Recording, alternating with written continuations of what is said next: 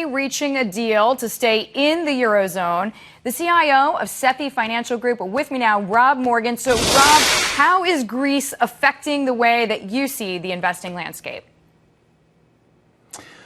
Well, Deirdre, I think that even if this deal does get passed by the Greek Parliament, that my baseline case is that ultimately Greece is going to leave the Eurozone. But I think there are a lot of mitigating factors here that will make that in a lot of ways a non-issue. I don't think it really matters whether Greek leaves the Eurozone or not. Okay, so you say it doesn't matter, but it will happen on a scale of, say, 9.5 out of 10. You sound pretty sure.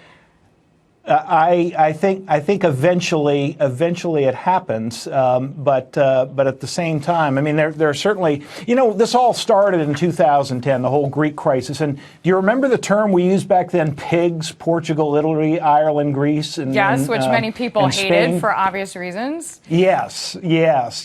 Well, and that term has kind of died. But in the interim, a lot of positive things have happened with those other countries, along with investments in Greece.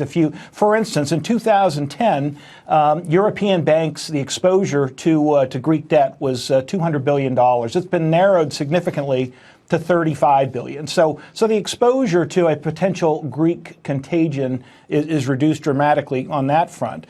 Shifting gears and looking at those other countries, back in 2010, all those countries I mentioned were really they were really suffering from an economic standpoint. But Portugal, Italy, and Spain are all growing rather nicely now, and it could be argued that Ireland is booming. So Rob, I hear what you're saying. You're just saying that Greece is unique, but that's a unique point of view, because a lot of people are saying one of the reasons that Germany is being so tough on Greece is because Germany really wants to use Greece and say you cannot set a precedent, because we don't want to hear from anybody else. We don't want to give 1 cent to anybody else.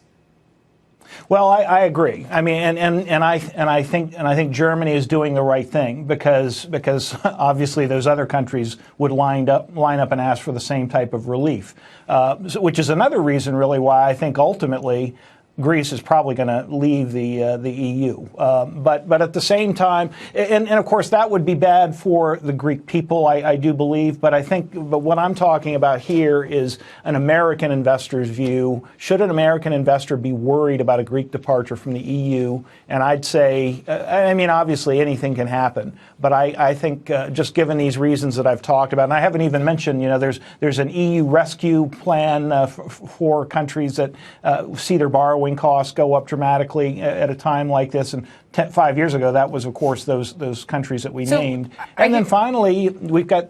I'm sorry, go ahead. No, I was just going to say, I hear what you're saying. For the average U.S. investor, it doesn't matter. But let's just say Greece is asked to leave the financial Eurozone.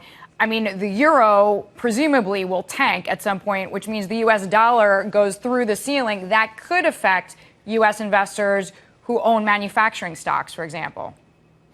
And in fact, that you just summarized, Deirdre, my investment thesis. I do think that I'm not sure the dollar is going to skyrocket from here, but I do think the dollar continues to nudge up for U.S. investors. That implies buying small cap stocks over big cap U.S. multinationals that suffer a bit when the dollar rises.